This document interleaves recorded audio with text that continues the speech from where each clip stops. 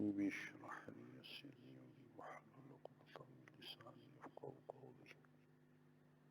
سيدنا محمد وآله وصحبه أجمعين. يا أكرم الخلق وعلي ونور.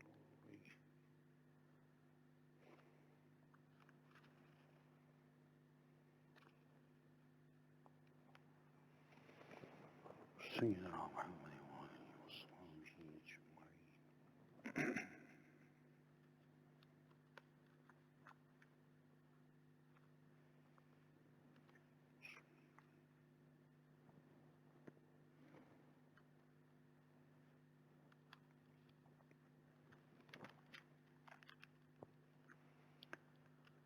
أعوذ بالله السميع العليم من الشيطان الرجيم. بسم الله الرحمن الرحيم.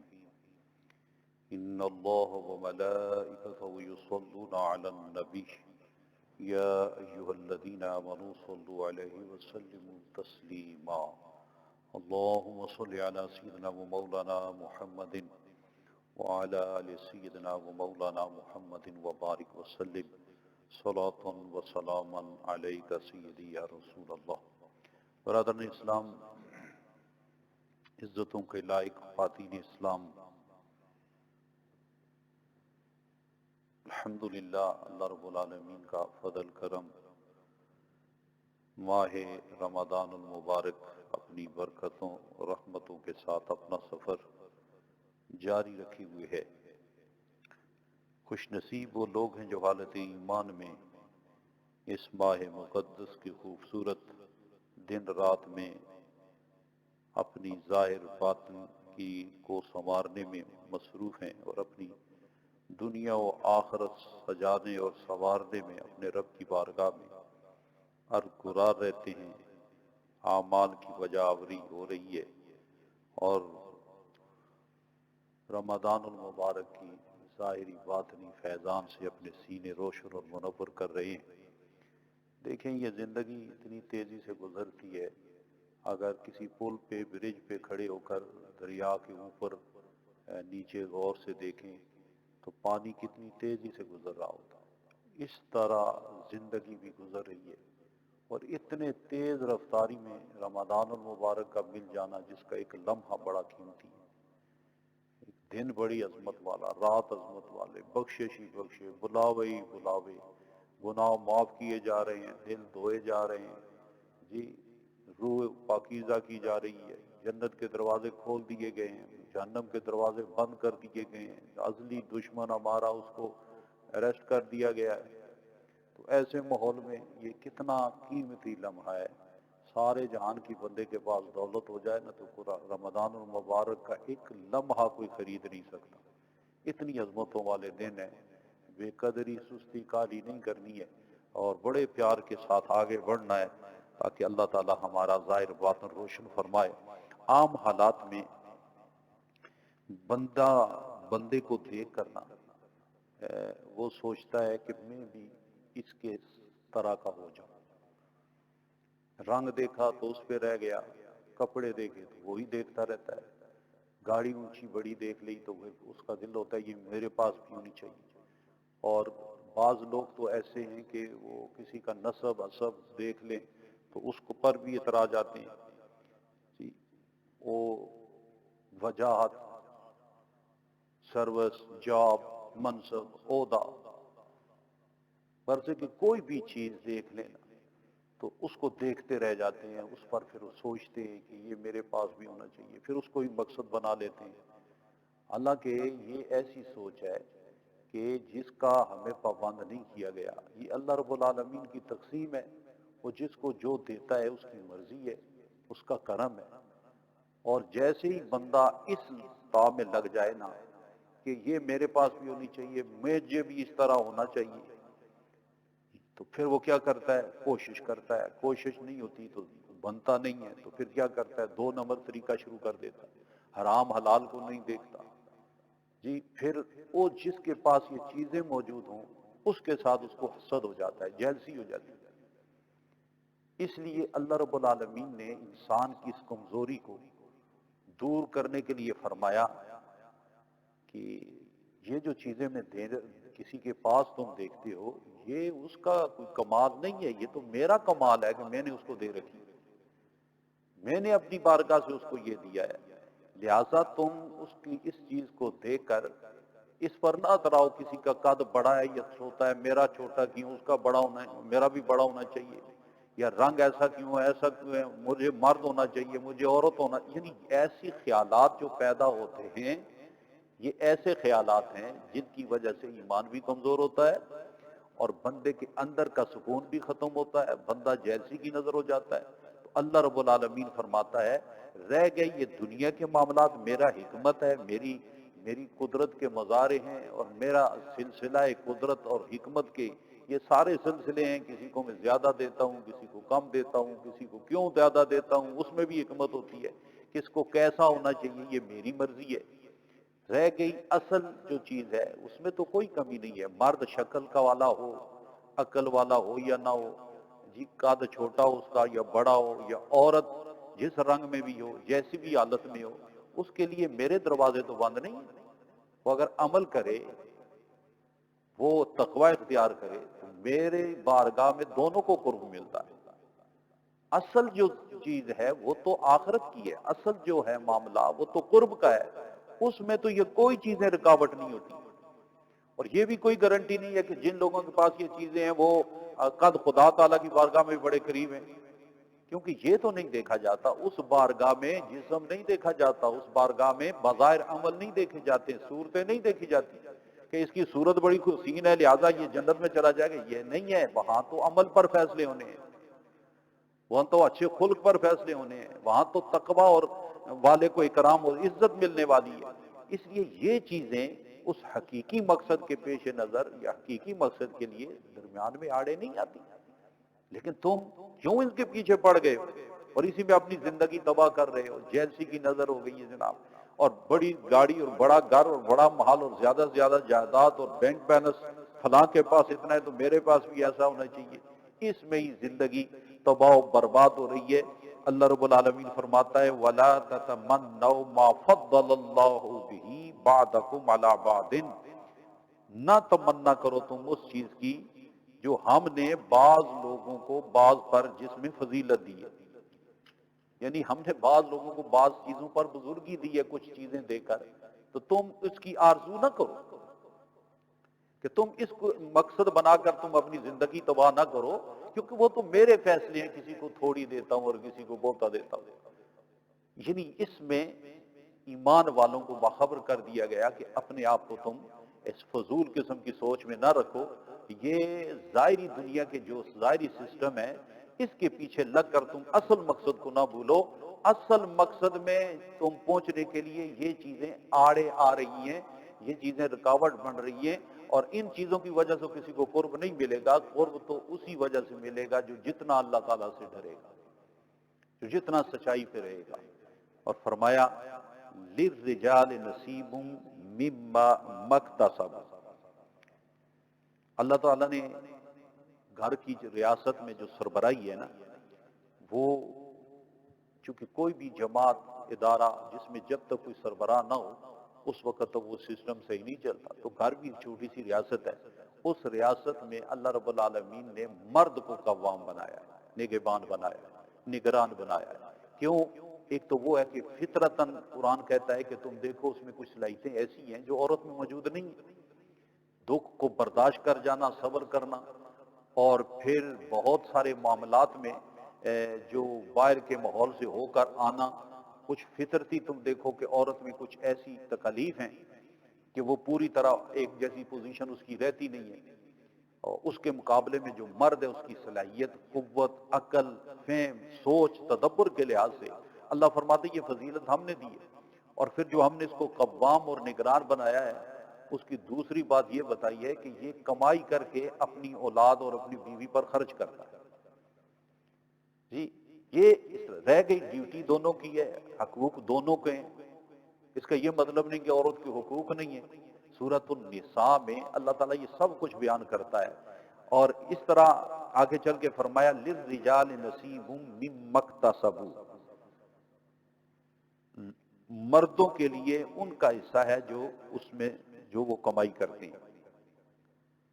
یعنی جو مرد جو کماتے ہیں نا وہ اس میں ان کے لیے، اور جو عورتیں یعنی for men there is a share from their earnings وَلِلنِّسَاءِ نَصِيبٌ مِّمَّا اكْتَسَبْنَا، اور اسی طرح عورتوں کے لیے اس میں حصہ ہے جو وہ کماتی ہیں۔ اچھا، اس سے تو یہ بھی پتہ چلا کہ مردوں کی طرح عورت بھی کمائی کر سکتی ہے، عورت بھی جاب کر سکتی ہے، اسلام پابند نہیں کرتی، عورت بھی بزنس کر سکتی ہے، صرف اسلام پردہ کی قید لگاتا ہے، اپنی غیرت کی قید لگاتا ہے، حالات سازگار ہونے کی قید لگاتا ہے، پابندی نہیں لگاتا۔ اس قرآن کی یہ آیت بتاتی ہے کہ دونوں جو ہیں وہ کام کر سکتے ہیں، اور دونوں کے اپنے اپنے حصے ہیں اس میں۔ پھر رب العالمین فرماتا ہے وَاسْأَلُوا اللَّهَ مِنْ فَضْلِهِ، اللہ سے ہمیشہ جو ہے نا اس کا فضل مانگو۔ ہاں، فضل مانگو، ہمیشہ اس کا فضل کا سوالی بن جاؤ، اس کی بارگاہ میں جب بھی مانگو نا فضل۔ اعمال کرو، بڑے کرو، لیکن یہ اسپیشل کبھی اترا نہ جانا میرا یہ عمل بڑا، جناب میں تو حاجی نمازی ہوں، میں تو عالم ہوں، میں تو جناب سجدے لمبے کرتا ہوں، میں نے روزے سارے رکھ لیے ہیں، اب تو میں اس قابل ہو گیا ہوں کہ بس میرا بیڑا پار ہو گیا۔ اعمال پر تم نے بھروسہ نہیں کرنا، بھروسہ جب بھی کرنا ہے اللہ تعالیٰ کے فضل پہ کرنا، سوالی بننا ہے ہمیشہ اس کی بارگاہ میں، فضل کا سوالی بننا ہے۔ ان اللہ کان بکل شیء علیما، with doubt Allah knows everything, فرمایا جو بھی تم کرتے ہو گھر کے ماحول میں اللہ رب العالمین وہ تمہیں دیکھتا ہے، وہ جانتا ہے کہ تم کیا کر رہے ہو۔ اسی طرح اس صورت میں یہ بھی بیان فرمایا گیا کہ تم جو اللہ کے جو نیک بندے ہیں ان کی اطاعت کرو، ان کی صحبت میں رہو، ان کے نقوش پا پہ چلو، چونکہ قرآن مجید فرقان حمید میں بالکل ابتدا میں آپ سورۃ الفاتحہ میں دیکھیں نا تو وہاں دعا جو ہمیں سکھائی گئی ہے اہدنا الصراط المستقیم صراط الذین انعمت علیہم، کہ دکھا ہمیں، چلا ہمیں اس راستے پر جو تیرے انعام یافتہ لوگوں کا راستہ ہے، ہدایت یافتہ لوگوں کا راستہ ہے۔ صراط مستقیم وہ راہ ہے جس پر اللہ کے انعام یافتہ لوگ چلیں، اس کی نشانی بتائی۔ چونکہ راستہ قرآن سے ہدایت اور قرآن کی سمجھ بوجھ ہر بندے کی بس کی بات نہیں ہے، وہ ڈائریکٹ قرآن سے ساری ہدایت لے لے، حدیث سے مسئلے اخذ کر لے، اور ویسے بھی یہ عربی میں سارا ہے، اور عربی جاننے کے باوجود بھی میں نے پچھلے بھی عرض کیا تھا کہ بہت سارے عربی جاننے کے باوجود قرآن کی سمجھ ان کو نہیں آتی، حدیث کی سمجھ ان کو نہیں آتی۔ تو اللہ رب العالمین نے فرمایا تو پھر کیسے تمہیں پتہ چلے گا صراط مستقیم؟ فرمایا جو میرے بارگاہ کی ہدایت یافتہ لوگ ہیں نا ان کی راہ پہ جاؤ، ان کے فٹ سٹیپس دیکھو، ان کی صحبت میں جاؤ، ان کی اقتداء کرو، ان کی پیروکاری کرو، جس طرح وہ عقیدہ رکھتے ہیں اسے عقیدے رکھو۔ اس لیے ہمیں پابند کیا گیا ہے کہ ہم اس راہ پر چلیں جس راہ پر اللہ کے مقبولین چلیں، سلف صالحین چلیں، صحابہ و اہل بیت کا راستہ، نبی پاک علیہ الصلوۃ والسلام کی ذات سے جو چیز ہمیں ملتی ہے اس راہ پر چلو، یہ سیدھی راہ ہے۔ سیدھی راہ کی نشانی یہ ہے، اس کی نشانی یہ نہیں ہے کہ اس پر ڈاکٹر زیادہ موجود ہو جائیں جناب، اس پر بڑے امیر امیر لوگ اس کو چلنا شروع کر دیں، یا بڑے بڑے جناب بادشاہ اس راہ کو لے چلیں لہذا وہ راہ آسان ہوگی، وہ صحیح رستہ ہوگا۔ اللہ فرماتا ہے راستہ وہ صحیح ہوگا جس پر اللہ کے مقبول بندے چل رہے ہیں، اولیاء کاملین جس راستے پہ چل رہے ہیں، یہ سچائی کی علامت ہے۔ اور یہاں تو مزید اس کی وضاحت کر دی گئی وَمَن يُطِعِ اللَّهَ وَالرَّسُولَ فَأُولَٰئِكَ مَعَ الَّذِينَ أَنْعَمَ اللَّهُ عَلَيْهِم مِّنَ النَّبِيِّينَ وَالصِّدِّيقِينَ وَالشُّهَدَاءِ وَالصَّالِحِينَ وَحَسُنَ أُولَٰئِكَ رَفِیقًا۔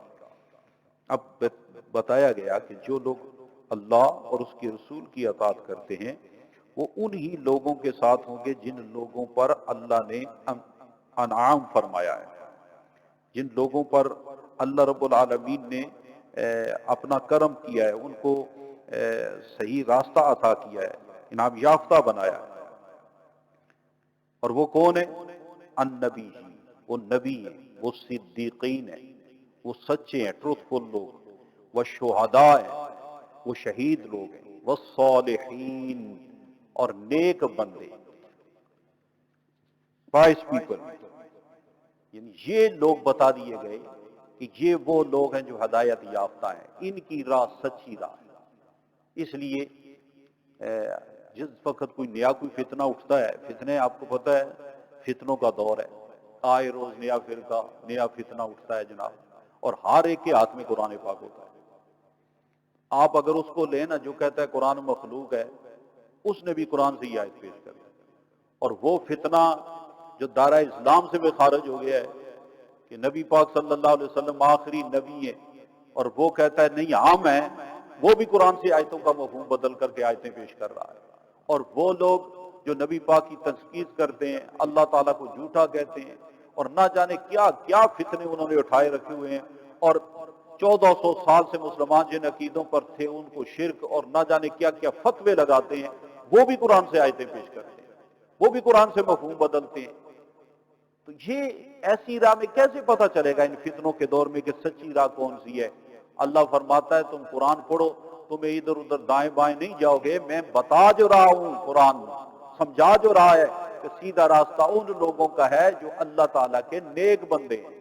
صالحین امت ہمیشہ امت میں موجود رہتے ہیں، نبی تو آخری، ان کے بعد کسی نبی نے نہیں آنا، لیکن صالحین امت اولیاء کاملین کا وجود ہمیشہ اسی جماعت میں ہوگا جو جماعت سچی ہوگی۔ فرقوں میں دیکھ لیں، جس فرقے میں یہ لوگ موجود نہیں ہیں اس سے بھاگیں، دیکھیں کہ اصل عقیدہ رکھنے والا اور اصل قرآن کیا فرماتا ہے، اور کون سے لوگ ہیں جو قرآن کے اس خوبصورت راہ پہ چلنے والے ہیں۔ حضرت ثوبان رضی اللہ تعالیٰ عنہ، یہ نبی پاک علیہ الصلوۃ والسلام کے بڑے عاشق صحابی، سارے صحابہ عاشق تھے۔ ایک دن یہ آئے تو ان کا رنگ اڑا ہوا، چہرے پہ زردی ہے، بڑے پریشانی کے ساتھ بیٹھے ہوئے ہیں۔ تو آقا علیہ الصلوۃ والسلام، یہ نہیں ہے کہ پریشان بندہ بیٹھا ہوا ہو تو آپ اسے پوچھتے نا، بلکہ آپ نے پوچھا ثوبان آج تو پریشان نظر آتا ہے، کیا وجہ ہے، کس وجہ سے پریشانی ہے؟ عرض کی یا رسول اللہ صلی اللہ علیہ وسلم، میں سوچ رہا ہوں کہ یہاں جو ورلڈلی لائف ہے ہماری، یہ دنیا کی، اس میں ہم آپ کی جدائی برداشت نہیں کر سکتے، میں آپ سے جدا نہیں رہ سکتا جب تک آپ کی زیارت نہ کروں۔ میں سوچ رہا ہوں کہ قیامت کے دن جب فیصلہ ہو جائے گا، جنت میں چلے جائیں گے، تو میں تو عام جنت میں گیا تو عام سی میری کوئی جگہ ہوگی، لیکن آپ تو جنت کے کسی اعلیٰ مقام پہ ہوں گے، تو میں آپ کی زیارت کیسے کروں؟ سبحان اللہ۔ اس صحابی نے نا سوال کر کے نا قیامت تک کا مسئلہ حل کر دیا، قیامت تک کا مسئلہ حل کر دیا ہے کہ میں جنت میں بڑی نعمتیں ہوں گی، لیکن اگر جنت کی اس وادی میں آپ نظر نہیں آئیں گے تو ہم جنت کی نعمتوں کو کیا کریں؟ اس صحابی نے یہ سوال کیا، نبی پاک علیہ الصلوۃ والسلام خاموشی اختیار کرتے ہیں۔ تھوڑی دیر کے بعد حضرت جبریل امین یہ آیت لے کے آتے ہیں، وَمَن يُطِعِ اللَّهَ وَالرَّسُولَ فَأُولَٰئِكَ مَعَ الَّذِينَ أَنْعَمَ اللَّهُ عَلَيْهِم مِّنَ النَّبِيِّينَ وَالصِّدِّيقِينَ وَالشُّهَدَاءِ وَالصَّالِحِينَ وَحَسُنَ أُولَٰئِكَ رَفِیقًا۔ کیا ہی خوبصورت سنگت ہے۔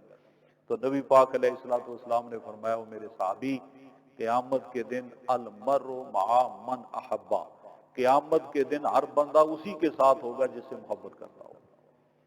یہ خوشخبری مل گئی ہے اہل ایمان کو کہ اپنے سینے اللہ والوں کی محبت سے سجاؤ، اپنے دل میں اللہ کی محبت رکھو، نبی پاک کی محبت کے نور پیدا کرو، عشق پیدا کرو، ان کی بارگاہ میں درود و سلام پڑھو، اور محبت عقیدت کے نور اپنے سینے میں پیدا کرو، نبی پاک کا عشق پیدا کرو۔ قیامت کے دن جب عشق اور محبت کا نور لے کے جاؤ گے، یہ محبت وہ قوت ہے جو فاصلے سمیٹ کے رکھ دیتی ہے، کوئی جتنا بھی دور بعد میں آئے گا، اگر محبت رسول اس کے سینے میں ہوگی، قیامت کے دن وہ وہاں ہی ہوگا جہاں رسول گرامی جلوہ فرما ہوگا۔ تو اس طرح اس صورت پاک میں اللہ رب العالمین نے سورۃ النساء میں بہت سارے مسائل ہیں، کیونکہ وقت ہمارے پاس اتنا ہے نہیں۔ آج سورۃ المائدہ کی آیت سورت بھی پڑھی جائے گی انشاءاللہ، اور اس طرح یہ چھٹا سپارہ بھی آج رات انشاءاللہ مکمل ہوگا۔ یہ سورۃ المائدہ اس کو کہتی اس لیے ہیں کہ اس میں ایک موجزانہ دسترخوان کا ذکر ہے، دسترخوان کا ذکر ہے، اور اس طرف جانے سے پہلے جو پچھلا مضمون میں نے ابھی ایک آیت میرے سامنے آ گئی ہے، مزید اس کے لیے تائید کہ جو امت کی کثرت جس عقیدہ اور عمل پہ ہونا، چونکہ اس پہ امت کا اجماع ہوتا ہے، امت کی کثرت اس پہ چل رہی ہوتی ہے، تو اس کو چھوڑ کر دائیں بائیں نہیں جانا چاہیے۔ وَمَن يُشَاقِقِ الرَّسُولَ مِن بَعْدِ مَا تَبَيَّنَ لَهُ الْهُدَىٰ، جس نے رسول کی مخالفت کی اس کے بعد کہ اس کے پاس جو ہدایت ہے وہ روشن ہو کے آ گئی ہے، وَيَتَّبِعْ غَيْرَ سَبِيلِ الْمُؤْمِنِينَ، اور وہ مسلمانوں کے راستے کے خلاف چلتا ہے، نُوَلِّهِ مَا تَوَلَّىٰ، اللہ فرماتا ہے ہم اس کو پھیر دیتے ہیں اس طرف ہی جدھر وہ جا رہا ہے، وَنُصْلِهِ جہنم، اور ہم اس کو جہنم میں ڈالیں گے، وَسَاءَتْ مَصِيرًا، اور کیا ہی برا ٹھکانہ ہے۔ یہ اسی مفہوم کو واضح کر رہا ہے جس طرح پہلے ہمیں حکم دیا جا رہا ہے کہ تم صالحین اور امت کے جو مقبولین ہیں، انعام یافتہ لوگ ہیں، ان کے نقوش پا پہ چلو۔ اب اس آیت میں، سورۃ النساء کی اس آیت میں بتا دیا گیا کہ تم رسول کی مخالفت بھی نہ کرو، اور جو سبیل المومنین ہے، مومنین کا راستہ جو ہے اس کے خلاف بھی نہ چلو۔ اگر تم اس سارے امت کی کثرت ایک عقیدے پہ چل رہی ہے، ایک معمولات کو اپنا رہی ہے، کیونکہ نبی پاک صلی اللہ علیہ وسلم نے ترمذی شریف کی حدیث پاک ہے، آپ فرماتے ہیں اللہ تعالیٰ میری امت کو لا تجتمع امتی علی الضلالہ، میری امت کی کثرت کو کبھی بھی گمراہی پہ اللہ اکٹھا نہیں کرے۔ یہ اس امت کا اعزاز ہے۔ اس امت کے 3-4 بندے بھی ہو جائے نا، اس لیے 2 کے بعد کہا جاتا ہے 3-4 بندے رکھو، کیوں 3-4 میں ضرور ایک بول جائے گا کہ یہ غلط ہے۔ یہ مزاج اللہ نے اس امت کو دیا ہوا ہے، اس لیے فرمایا میری امت جو ہے نا یہ گمراہی پر کثرت کے ساتھ اکٹھی نہیں ہوگی۔ اور اتنی بڑی کثرت کے ساتھ ایک عقیدہ چلا آ رہا ہے اور ایک بندہ فتنہ اٹھا کے اس کے خلاف بات کرائے تو فوراً دیکھو کہ یہ جو بات کر رہا ہے یہ قرآن کے خلاف ہے، یا اتنے عرصے سے جو امت کے اکابرین صالحین اللہ کے مقبول و محبوب بندے اس عقیدہ اور عمل کو اپنائے ہوئے ہیں، جس کو یہ غلط کہہ رہا ہے، اس وقت فوراً سوچنا چاہیے کہ اس وقت اگر میں اللہ کے مقبول بندوں کی سچی راہ جس پر کثرت سے امت چل رہی ہے اس کو چھوڑوں گا تو پھر اللہ فرماتا ہے جدھر تو منہ پھیرے گا ہم تجھے روکیں گے تو نہیں، لیکن جہنم میں ضرور ڈال دیں گے۔ یہ بہت بڑی ایک وعید ہے، اس سے سمجھنے کی ضرورت ہے۔ اس لیے میں اہل ایمان سے گزارش کروں گا، فتنے تو آئیں گے، نبی پاک علیہ الصلوۃ والسلام نے فرمایا میری امت میں بارش کی قطروں کی طرح فتنے آئیں گے، اور یہ سوشل میڈیا کے ذریعے کوئی کہاں کا کوئی فتنہ باز بیٹھا ہوا ہو وہ گھر میں ہمارے ہوتا ہے، موبائل میں ہوتا ہے، اور نہ جانے کیا کیا باتیں ہو رہی ہیں۔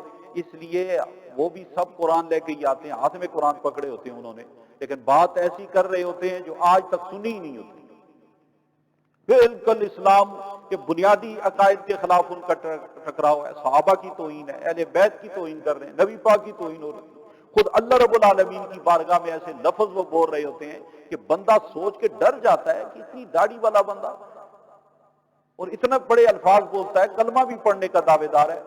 ایسے وقت میں ہمارے پاس کسوٹی یہ ہے کہ فوراً دیکھو کہ ایسی سوچ پہلے کابرین امہ میں موجود ہے، اور ایسے اعمال جو کثرت سے امت اپنائی ہوئی ہے، نیکی کی راہ پہ چل رہی ہے، تو اس کو چھوڑنے کی ضرورت نہیں ہے۔ اور چونکہ ایسے فتنے سے اپنے آپ کو بچانا ہے، اللہ تعالی ہم سب کی حفاظت فرمائے۔ تو سورہ المائدہ موجزانہ دسترخوان کا ذکر ہے، اور یہ دسترخوان جو ہے حضرت عیسیٰ علیہ الصلوۃ والسلام کی قوم، پہلے تو موجزے انہوں نے دیکھے ہیں بڑے بڑے، لیکن سب کا تعلق زمینی تھا۔ اب وہ کہنے لگے کہ ہمیں آپ پکا پکایا کھانا آسمان سے آنا چاہیے۔ اچھا جب آخر رونے لگے، کہنے لگے ہم، بڑا مطالبہ بڑھ گیا، تو روایات میں آتا ہے حضرت عیسیٰ علیہ السلام اپنا اون کا لباس پہنا ہوا، وضو تازہ فرماتے، غسل کرتے ہیں اور پھر نماز پڑھتے ہیں۔ نماز پڑھنے کے بعد آپ گریا کرتے ہیں اللہ کی بارگاہ، دعا، جیسی دعا کی تو رب العالمین نے دعا قبول فرما لی۔ تو اللہ رب العالمین نے پھر پورا دسترخوان جو ہے وہ جناب سرخ رنگ کا دسترخوان بچھ گیا، اور پکے پکائے کھانے اس قوم کے سامنے آ گئے۔ اور اس دن کو انہوں نے کہا کہ جس دن یہ آئے گا نا، سورۃ المائدہ میں یہ آیت آگے آ رہی ہے کہ اس دن جس دن یہ ہمارے لیے یہ دسترخوان ہمیں میسر آئے گا، وہ دن تکون لنا عیدا لاولنا وآخرنا، کہ وہ دن ہمارے اگلے اور پچھلوں کے لیے عید کا دن ہو، یعنی عید کا دن۔ اسی طرح اسی صورت پاک میں الیوم اکملت لکم دینکم، یہ آیت بھی اسی جو نازل ہوئی ہے وہ اسی صورت میں ہے، سورۃ المائدہ میں۔ اس میں نبی پاک صلی اللہ علیہ وسلم حجۃ الوداع کے موقع پر آپ عصر کی نماز کے بعد جمعے والا دن تھا، اور 9 ذی الحج آقا دو عالم علیہ الصلوۃ والسلام نے اعلان کیا کہ آج یہ آیت پھر نازل ہوئی کہ آج تمہارا دین تمہارے لیے مکمل ہو گیا، اللہ نے اپنی نعمت مکمل کر لی اور دین اسلام کو تمہارے لیے پسند کر لیا۔ یہ آیت اسی صورت میں موجود ہے، اور یہ آیت نازل ہوئی تو صحابہ کرام خوش ہو گئے۔ آج بلال کی وہ جو ماریں کھانا جو ہیں وہ پوری ہو گئیں، پسند آ گئیں اللہ کو۔ صحابہ کرام نے جانیں خون دیا تھا اس تحریک کے لیے، اسلام کی اس عظمت کے لیے، تو بہت بڑا اعلان تھا، بڑی خوشی کا موقع تھا، سب کے دل سرور سے بھر گئے کہ آج نبی پاک علیہ الصلوۃ والسلام نے اعلان کر دیا اور اللہ کریم کا دین مکمل ہو گیا۔ جس کو کافر سمجھتے تھے کہ یہ 2-4 دنوں میں ان کو اتنا مارو ستاؤ یہ اسلام ختم ہو جائے گا، یہ لوگ واپس کفر میں آئیں گے، ان کے منہ پہ خاک پڑ گئی کہ جس دین کو تم مٹانا چاہتے ہو وہ دین تو آج پوری اجتماعیت کے لحاظ سے، اور جس وقت یہ اعلان ہوا کہ دین مکمل ہو گیا 1 لاکھ سے زائد صحابہ کرام وہاں موجود تھے، اور پورے عرب میں جو ہے نا اسلام کا جھنڈا لہرا رہا تھا، اور داعی اسلام اعلان کر رہے تھے کہ لوگوں اسلام مکمل ہو گیا، دین مکمل ہو گیا، دین مکمل ہو گیا۔ یہ اعلان ہو گیا کہ میں دین مکمل کر کے جانے والا ہوں، اب اس میں کسی کی چیز کی ضرورت نہیں ہے، نہ کمی کی ضرورت ہے نہ بیشی کی ضرورت ہے۔ گویا اعلان ہو گیا کہ کسی نبی کی ضرورت ہی نہیں ہے، میں خود ہی تاجدار ختم نبوت ہوں۔ یہ اعلان ہو گیا، اور اس وقت صحابہ کرام میں خوشی کی لہر دوڑ گئی کہ ہماری قربانیاں قبول ہوئی۔ لیکن ایک ذات اس پورے مجمع میں تھی جن کی آنکھیں پرنم تھی، گریا طاری ہو گیا، رونا شروع کر دیا۔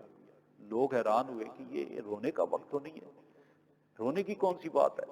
وہ ذات جو رو رہی تھی وہ مزاج شناس رسول یار غار مصطفیٰ، بلکہ یار غار مصطفیٰ اور یار مزار مصطفیٰ حضرت سیدنا ابو بکر صدیق رضی اللہ تعالیٰ عنہ، وہ رو رہے ہیں۔ انہوں نے پوچھا آج رونے کی بات کون سی ہے؟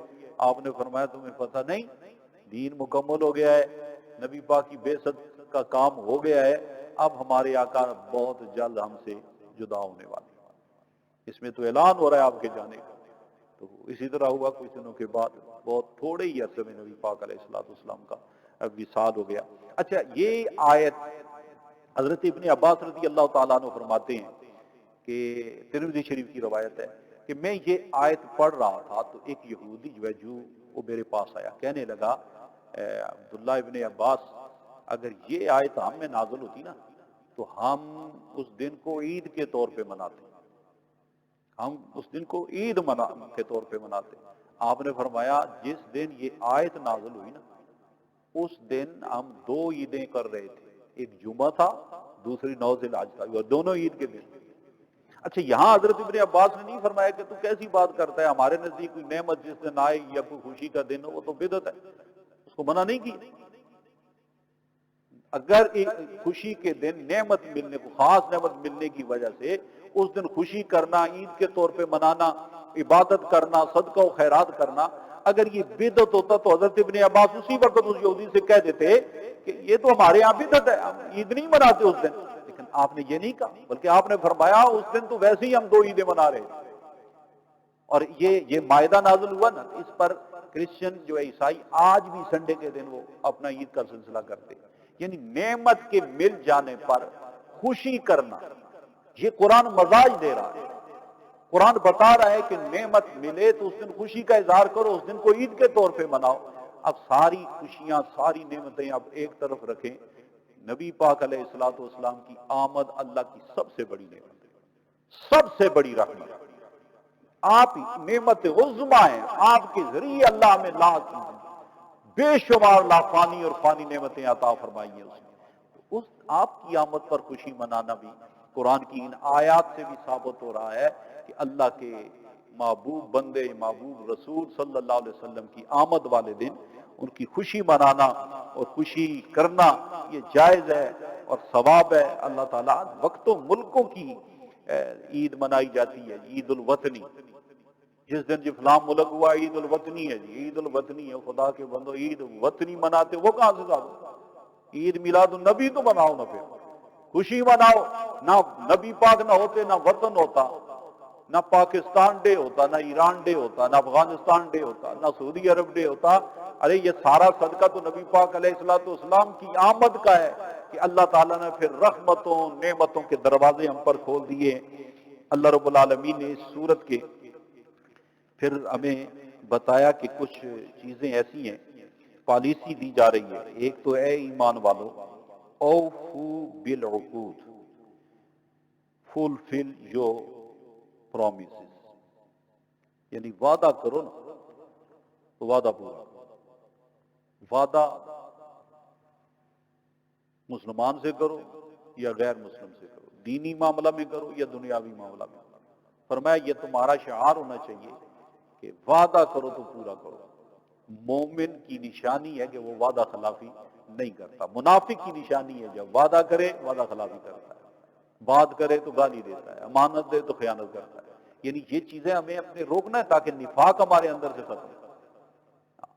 نفاق جو ہے یہ اس کی پوشاک کو دور کرنا ہوگا، ورنہ ایمان میں حلاوت نہیں ملے گی، قرب نہیں ملے گی.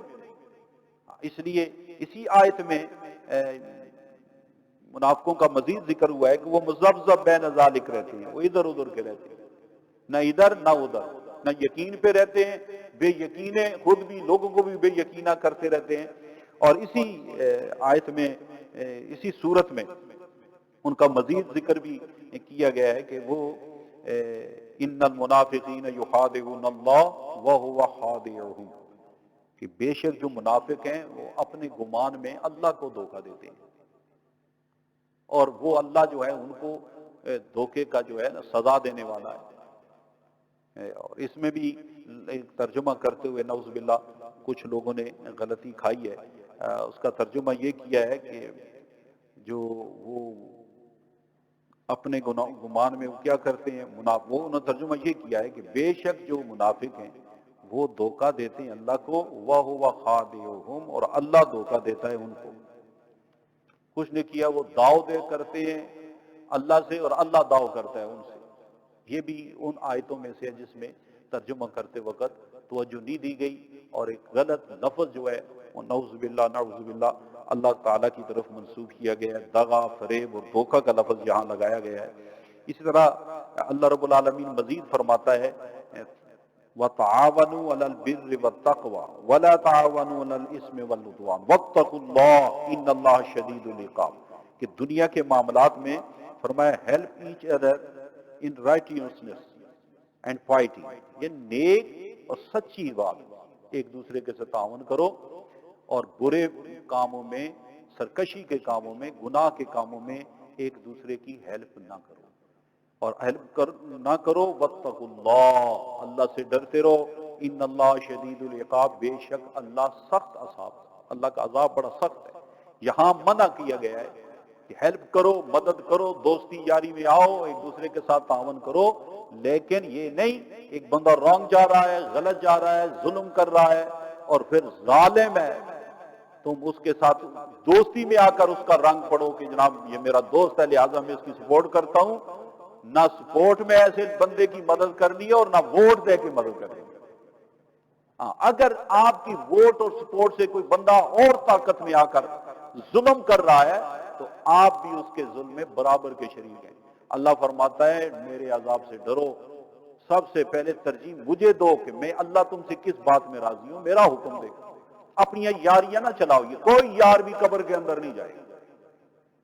جی فلاں بندہ ہے جی تو اس کے ساتھ یار دوست ہے میرا لنگوٹیا یار ہے جی، اس کے گناہ میں شریک ہو گیا ہے تو اس کے ساتھ مل کر تو قتل تک چلا جاتا ہے، اتنے بڑے بڑے ظلم کرتا ہے، غصب کرتا ہے صرف یار کی یاری کے لیے. اور خدا کے بندے سب سے بڑا نادان وہ شخص ہے، نبی پاک صلی اللہ علیہ وسلم فرماتے ہیں جو کسی دوسرے کے لیے اپنی آخرت تباہ کر دیتا ہے. اس لیے مدد بھی کرنی ہے تو مدد کرنے سے پہلے سوچنا ہے کہ کون بندہ مدد کے لائق ہے کہ نہیں. اگر وہ بدی پہ ہے، غلط پہ ہے، تو اس کی مدد نہ کرو. اب کچھ جانور ایسے ہیں جو حرام ہیں جن کا کھانا، یہ آخری آیت ہے، اس کے بعد انشاءاللہ دعا کرتے ہیں. حرمت علیکم المیتۃ والدم ولحم الخنزیر، یعنی وہ جانور جن کا کھانا حرام کر دیا گیا. المیتہ یہ مردار ہے، یعنی جو جانور ذبح نہ کیا ہو ویسے مر گیا، اس کا کھانا حرام ہے. الدم بہایا ہوا خون، یعنی جانور کا جب ذبح ہو اس کا جو خون نکلتا ہے وہ بھی حرام ہے. ولحم الخنزیر، ولحم الخنزیر، اور خنزیر کا گوشت. وما اہل بہ لغیر اللہ، اور وہ جانور جس پر ذبح کے وقت اللہ کے علاوہ کسی کا نام لیا گیا ہو، پکارا گیا ہو. اور وہ جانور جو گلا گونٹ کے مرنے والا ہو، چوٹ کھا کے مرنے والا ہو، بلندی سے گر کے مرنے والا ہو، سینگ لگنے سے مرنے والا ہو، کسی درندے کے کھانے سے مرنے والا ہو یا مر گیا ہو، تو اگر اس کو ان سب کو اگر ذبح نہ کیا جائے نا، ان سب کا کھانا حرام ہے. اب یہ چیزیں جو اللہ تعالیٰ نے حرام کی ہیں ان کا ذکر ہو رہا ہے. اب جن چیزوں کو حرام کیا ہے اس میں نقصانات ہیں. ہم ایمان والے تو ایمان بالغیب رکھتے ہیں کہ ہمارے اللہ نے کہہ دیا ہے، ہمارے رسول نے کہہ دیا ہے، قرآن نے بیان کیا ہے، وہ چیز حرام، اس میں ضرور نقصان ہے کسی نہ کسی جگہ پہ. اس پر ضرور شراب حرام ہے، اسی صورت میں مکمل اس کے حرام کا ذکر ہے. جوا اس کو حرام کیا گیا. جو بھی چیزیں حرام کی گئی ہیں ان سب میں نقصانات ہیں. یہ ایمان بالغیب ہے. لیکن آج ایمان بالشہادت ہو گیا. آج میڈیکل سائنس ثابت کر چکی ہے کہ قرآن نے جن چیزوں کو بھی حرام کیا ہے ان میں نقصان ہے، ان میں بیماریاں ہیں. اور کرونا وائرس نے تو ساری کسر ہی نکال دی. اس وبا نے، اس بلا نے تو ہر ایک کے دل و دماغ پر دستک دی ہے کہ اپنی جان بھی بچانا چاہتے ہو تو قرآن کے مطابق چلو. اپنی جان بھی بچانا چاہتے ہو تو قرآن کے بتائے ہوئے اور صاحب قرآن علیہ الصلوۃ والسلام کے طریقے پہ چلو. جو انہوں نے بتایا اسی کو، وہی سچ ہے، وہی حق ہے. کیوں؟ بری صحبت کا اثر بھی ہوتا ہے، خوراک بری خوراک ہے اس کا بھی جسم پہ اثر ہوتا ہے. اب خنزیر کھا کے یا تم کہاں تلاش کرو، شراب پی کے تم کیسے راہ مستقیم پہ قائم دائم رہو گے اور اپنے دل و دماغ کو صحیح رکھو گے؟ اور جوا کھیل کے کس طرح تم اپنی دولت بچا سکتے ہو؟ جی تو قرآن نے بالکل واضح فرما دیا. اور اسی طرح اس صورت میں یہ اس آیت میں جس میں یہ حرمت آئی ہے کہ کون کون سی چیزیں کھانا حرام ہے، اس میں ایک وہ جانور ہے کہ جس کے ذبح کے وقت نا غیر اللہ کا نام لیا گیا ہو. کیونکہ عرب والے کیا کرتے تھے، وہ جانور ذبح کرتے وقت کہتے بسم اللہ والعزیٰ، وہ ان بتوں کے نام لے کر ذبح کرتے. حکم آیا کہ نہیں، بتوں کے نام نہیں لینے ہیں، جب ذبح کرو تو بسم اللہ اللہ اکبر، بسم اللہ اللہ اکبر. اس لیے فرمایا وما اہل بہ لغیر اللہ بہ، کہ جب تم ذبح کرو تو ذبح کے وقت اس پر اللہ کا نام لینا ہے، غیر اللہ کا نام نہیں لینا. اگر کسی نے کوئی جانور ذبح کیا، اس پر کوئی لات کسی بت کا نام لے لیا تو وہ جانور حرام، اور وہ جانور حرام ہے. لیکن اس کا ترجمہ غلط کر کے بہت بڑا فتنہ امت میں اٹھایا گیا. یہ پچھلے 100 سال دیر سے کچھ ترجمے ایسے مارکیٹ میں آئے ہیں جنہوں نے یہ ترجمہ بدل دیا. پہلے جتنے ترجمے ہوئے نا ان سب نے یہ کیا کہ جس نے غیر اللہ کا نام ذبح کے وقت یا عند الذبح، ذبح کے وقت جس جانور پر غیر اللہ کا، غیر خدا کا نام لیا، پکارا، وہ جانور کھانا، اس کا گوشت کھانا حرام ہے. لیکن کچھ عرصہ سے کچھ ایسے ترجمے کر دیے گئے. وما اہل بہ لغیر اللہ کا ایک ترجمہ یہ کیا گیا جس نے نام پکارا اللہ کے سوا کسی کا، یعنی یہاں ذبح کی قید ہی نکال دی ہے. یعنی جس جانور پر اللہ کے سوا کسی کا نام لیا جائے وہ کہتے ہیں وہ شرک ہو گیا، وہ حرام ہو گیا. دوسرا ایک ترجمہ ہے جس جانور پر نام پکارا اللہ کے سوا کا، یعنی جس جانور پر آپ نے کوئی نام لے لیا کہ یہ جانور فلاں کا ہے، اب اللہ کا نام تو نہیں ہے، یہ جانور ولیمے کا ہے، یہ صدقے کا ہے، یہ قربانی کا ہے، یا یہ اس جانور کا مالک فلاں صاحب ہے جی، یہ عبد المجید صاحب کا بکرا ہے، یہ فلاں صاحب کا بکرا ہے. تو اب کسی نے یہ کہہ دیا تو اس آیت میں ترجمہ یہ کیا گیا کہ جس جانور پر کسی کا نام لیا جائے وہ جانور حرام ہے. یعنی ترجمہ غلط کر دیا گیا. جس چیز پر، ایک ترجمہ یہ کیا گیا جس چیز پر، یہاں جانور کا نام بھی انہوں نے ختم کر دیا، جس چیز پر خدا کے سوا کسی اور کا نام لیا جائے، یعنی کوئی بھی چیز ہے. یہ مکان ہے نا، اس ترجمے کے مطابق یہ مکان اگر کوئی کہے یہ میرا ہے، اس ترجمے کے مطابق مکان بھی آپ کا شرک ہو گیا جی، حرام ہے. کیوں؟ اس پر اللہ کے علاوہ نام ہے. یعنی غلط ترجمہ کیا گیا. اللہ کے یہاں ترجمہ فقط یہ ہے کہ حکم یہ آیا ہے کہ وہ جانور، مشرکین مکہ بتوں کے نام لیتے ہیں، اگر کسی جانور کے ذبح کے وقت کسی نے بت کا نام لے لیا نا، اللہ کے علاوہ کسی کا نام لے لیا تو وہ حرام.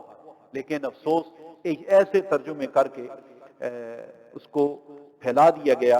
حالانکہ سب جتنے سابقین جید مفسرین ہیں انہیں ان پر ذبح کی قید لگائی ہے. اعلیٰ حضرت رحمۃ اللہ علیہ نے اس کا ترجمہ کیا کہ جس کے ذبح میں غیر خدا کا نام لیا جائے، ذبح میں غیر خدا کا نام لیا جائے. اور ایک ترجمہ یہ ہے اور وہ جانور بلند کیا گیا ہو جس پر ذبح کے وقت غیر اللہ کے نام، یعنی غیر اللہ کا نام ذبح کے وقت جس جانور پہ لیا جائے اس جانور کا گوشت کھانا بھی حرام ہے.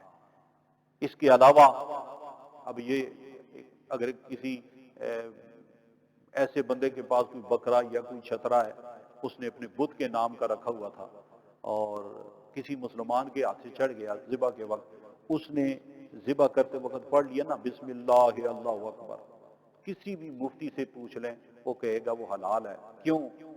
تھا تو اس نے غلط نیت کی، وہ کافر نے تو غلط نیت سے رکھا ہوا تھا، لیکن ذبح مسلمان نے اللہ اکبر سے کر دیا، لہذا اس کا کھانا حلال ہے. صرف اسلام کو، دین کو سمجھنے کی ضرورت ہے اور ایسے فتنے اور ایسے غلط ترجمے اس سے بھی سمجھ کے، تاکہ ایمان بھی خطرے میں نہ پڑے. بہرحال فتنے بلند ہوتے رہیں گے، قیامت کی نشانیوں میں سے نشانی ہے، نہ جانے کیا کیا فتنے آئیں گے.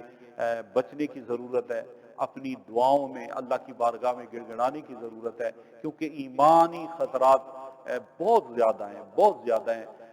آج یہ سوشل میڈیا کے ذریعے آپ دیکھیں کہ نبی پاک صلی اللہ علیہ وسلم نے کا ایک فرمان ہے کہ میری امت پہ ایک وقت ایسا آئے گا کہ لوگ رات کو مسلمان ہوں گے اور صبح کافر، صبح مسلمان ہوں گے تو رات کو کافر. تو سوچتے تھے لوگ یہ کیسے ہوگا؟